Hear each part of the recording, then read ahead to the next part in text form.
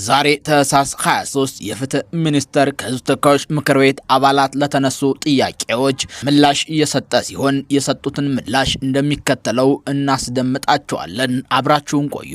የምክር ቤት አባሉ የአብን ተወካይ ዶክተር አበባው ደሳለው ሁልጊዜ ሞጋችና አከራካሪ ሐሳብ ከዶክተር ደሳሌ ጫኔ በመቀጠል የሚያቀርቡት የአብኑ ተወካይ ዶክተር አበባው ደሳለው የሰውና ሰነድ ማስረጃ ማቅረብ ባለመቻሉ በማንነታቸውና በፖለቲካ አቋማቸው የታሰሩ ሰዎች ለከፍተኛ ሰብአዊ ጉዳት ተዳርገዋል ሲል የምክር ቤት አባሉ የተናገረ ሲሆን ሚኒስተር መስሪያ ቤቱ በበኩሉ በማንነት ሆነ በፖለቲካ አቋም የሚታሰርም ሆነ የታሰረ ሰው እንደሌለ ተናግረዋል። ግን አንድ ሰው የፖለቲካ ግቡን ለማሳካት በህገወጥ መንገድ የሚንቀሳቀስ ፖለቲከኛም የመንግስት ሰራተኛም ሆነ የመንግስት ኃላፊ ላይ የህግ ተጠያቂነትን እናረጋግጣለን ያለች ሲሆን የምክር ቤቱ አባል ዶክተር አበባው ደሳለው የፍትህ ሚኒስተር ዋነኛ ስራው ክስ በመመስረት ክሱን ሂደት መከታተል፣ አፋጣኝ ፍትህ ለዜጎች ማድረስ መሆኑን አንስተው በማንነታቸውና በፖለቲካ አመለካከታቸው ብቻ 2 ዓመት ከ6 ወር በላይ የታሰሩ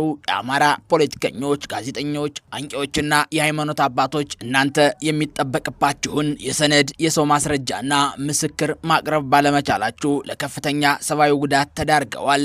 አክሎም የአብኑ የምክር ቤት ተወካይ ማስረጃና ምስክር ማቅረብ ካልቻላችሁ የሰጣችሁትን ክስ የማቋረጥ ስልጣን መጠቀም ሲገባችሁ ዜጎች በፍትህ መጓደል የሚሰቃዩት እስከመቼ ነው ሲሉ ጠይቀዋል። ከፖለቲካ ጫና ወጥታችሁ እውነተኛ ፍትህ የምታሰፍኑት መቼ ነው የሚል ጥያቄ አክሎ ዶክተር አበባው ደሳለው በአንክሮ ሁሌም መልስ የማይገኝለትን ጥያቄ የጠየቁ ሲሆን ቀጥለውም በማረሚያ ቤት የሚገኙ እስረኞች ላይ የሰብአዊ መብት ጥሰት ሲያጋጥም ዳኞች ፍርድ ሲሰጡ የፌዴራል ማረሚያ ቤቶች ግን ይህንን ትዕዛዝ ሲተገብሩ አይታይም ሲሉ የምክር ቤት አባሉ ከሰዋል። በሰብአዊ ተቋማት እንደተረጋገጠው በሀገሪቱ በተለያዩ ክፍሎች በተለይም በአማራና በኦሮሚያ ክልሎች ከፍተኛ የመብት ጥሰቶች መኖራቸውን የምክር ቤት አባሉ ተናግረው ለዚህ የመብት ጥሰት ፍትህ እንዲረጋገጥ ተቋሙ ምን እየሰራ ነው የሚል ጥያቄም ጠይቀዋል። ለጥያቄዎች ምላሽ የሰጡት የፍትህ ሚኒስተሯ ወይዘሮ ሀና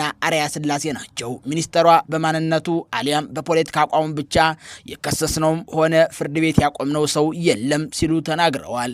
ግን አንድ ሰው የፖለቲካ ግቡን ለማሳካት በህገወጥ መንገድ የሚንቀሳቀስ ከሆነ ፖለቲከኛም የመንግስት ሰራተኛም ሆነ የመንግስት ኃላፊ የህግ ተጠያቂነትን እናረጋግጣለን ሲሉ ለተጠየቁት ጥያቄ መልሰዋል። ህገ መንግስታዊ ስርዓቱን መጠበቅ ማለት ማንኛውም ሰው ከህግ በታች ነው ያሉት ሚኒስተር ወይዘሮ ሀና በህጉ በተቀመጡ ገደቦች ነው የትኛውም የፖለቲካ አጀንዳ ይከናወን የሚችለው ሲሉ አብራርተውታል። ለዚህም አሁን በክስ ሂደት ላይ ያሉ ጉዳዮችን በሙሉ ህገ መንግስታዊ ስርዓቱን ሌሎች ህጎች ማስጠበቅ ላይ ያተኮሩ ናቸው ብለዋል ሚኒስተሯ።